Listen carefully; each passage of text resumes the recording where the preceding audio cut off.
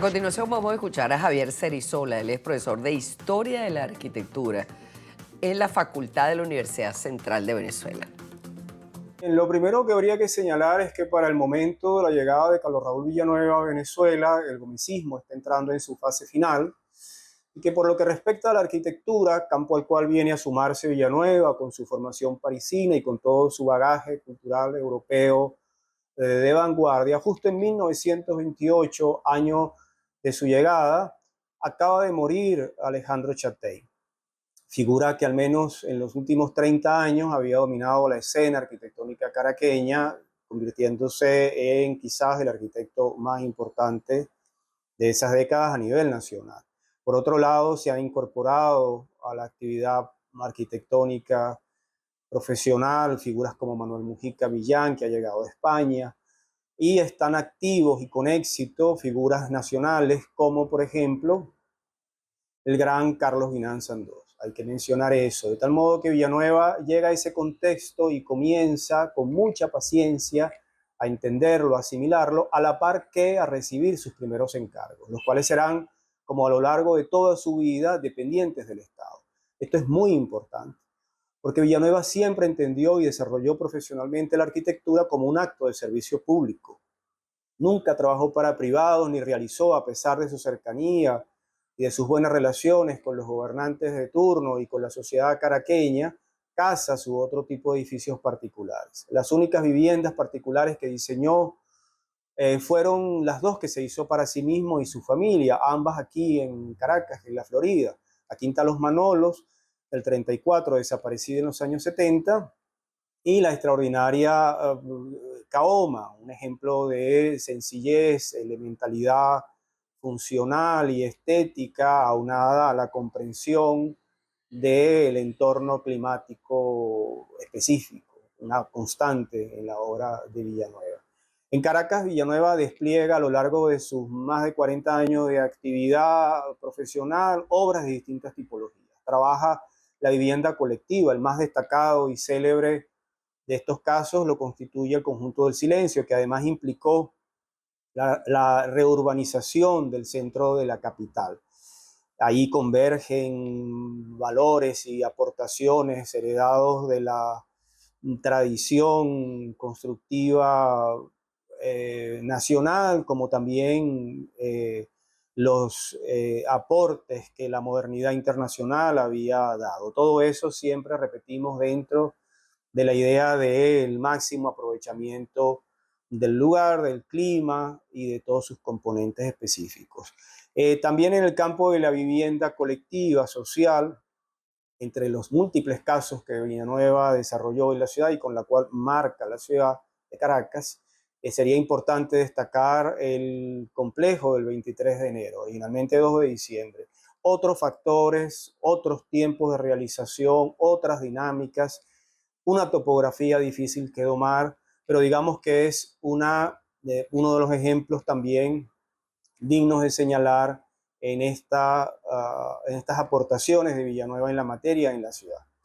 En el campo de la salud diseñó y construyó, aún está en pie, el Hospital Psiquiátrico Belice y posteriormente el Clínico Universitario, que junto a otras edificaciones de tipo médico, asistencial, sanitario, forman parte de ese extraordinario conjunto que es una ciudad en miniatura, una ciudad ideal en miniatura, que es la ciudad universitaria de Caracas, en la cual pues convergen instalaciones para la educación, instalaciones para el deporte, instalaciones médicas, como ya dijimos, instalaciones culturales. La ciudad universitaria es un ejemplo de las capacidades compositivas a escala urbana de Villanueva, integrando, como en los casos citados, todo el bagaje proporcionado por su atención a lo que en el mundo moderno se estaba desarrollando en materia de arquitectura, pero también y sobre todo a las consideraciones tropicales locales, destacando además, en el caso de la ciudad universitaria, la extraordinaria asimilación de la síntesis de las artes, que se destaca con mayor fuerza que en toda la ciudad universitaria, digamos, en ese centro cultural, que particularmente me gusta referirme a él como nuestra Acrópolis, donde está la plaza cubierta, que es esa especie de espacio fluido, espacio de tránsito, pero a la vez de permanencia, donde convergen los auditorios, el Paraninfo, la sala de conciertos y la extraordinaria Aula Magna, donde esta síntesis de las artes ejercitada con éxito con Villanueva cobra en su interior dimensiones únicas, dimensiones, además, un grado superlativo. Ya podríamos estar hablando de una integración de las artes en un sentido mayor, puesto que el maestro Villanueva trabaja de la mano con Calder para los elementos acústicos y con una oficina asesora que está en Boston, especializada en acústica.